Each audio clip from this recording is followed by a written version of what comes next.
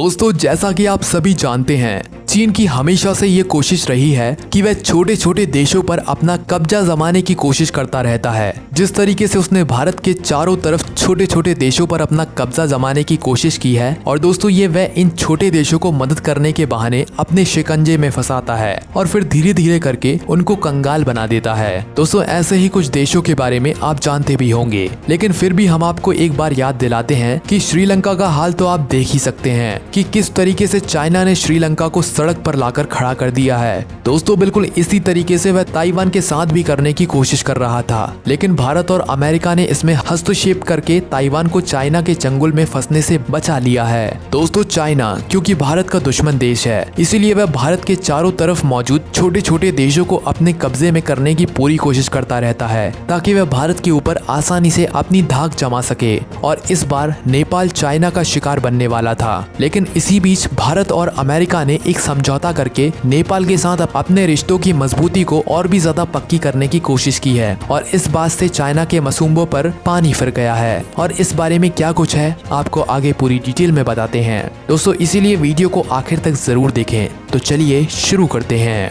दोस्तों, नेपाल में आम चुनाव से ठीक पहले राजनीतिक गतिविधियों के साथ साथ विदेशी गतिविधियां भी तेज हो गई हैं। नेपाल दुनिया की 3 बड़ी शक्तियों के बीच अखाड़ा बनता जा रहा है। नेपाल में अब भारत, अमेरिका और चीन शक्ति प्रदर्शन कर रहे हैं। अमेरिका के कई नेताओं की काठमांडू यात्रा के बाद अब चीन के तीसरे सबसे बड़े नेता ली जांगशू ने नेपाल की यात्रा को पूरा किया है। चीनी नेता ने नेपाल के वामपंथी दलों के वरिष्ठ नेताओं केपी ओली और प्रचंड से मुलाकात की है। ये मुलाकात इसीलिए की गई है ताकि वामपंथी दलों के बीच आपसी विवाद खत्म हो जाए और वह फिर से सत्ता में आकर चीन के लिए अपना काम शुरू कर दें। दरअसल प्रधानमंत्री शेर बहादुर देउबा के राज में भारत और अमेरिका के बढ़ते प्रभाव से चीन टेंशन में आ गया है, इसीलिए चीन ने अपने एक बड़े नेता को नेपाल में भेज दिया। दोस्तों, आपको बता दें कि चीनी नेता नेपाल में एक ऐसे अहम समय पर आए हैं जब अमेरिका भी अपने प्रभाव को नेपाल में काफी बढ़ा रहा है। चीन के भारी विरोध के बाद भी नेपाल की संसद ने अमेरिका की MCC सहायता को मंजूरी दे दी। MCC का मतलब है मिलेनियम चैलेंज कॉर्पोरेशन।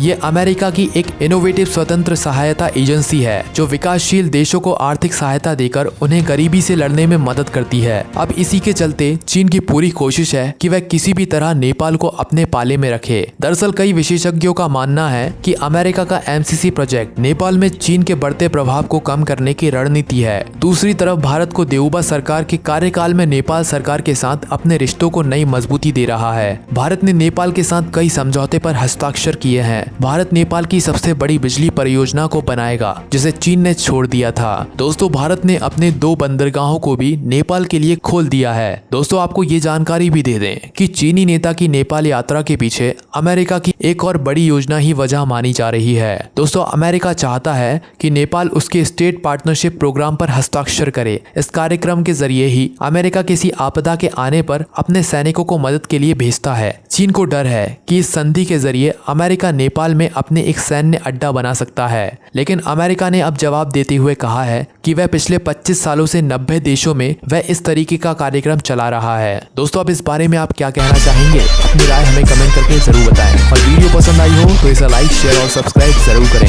धन्यवाद।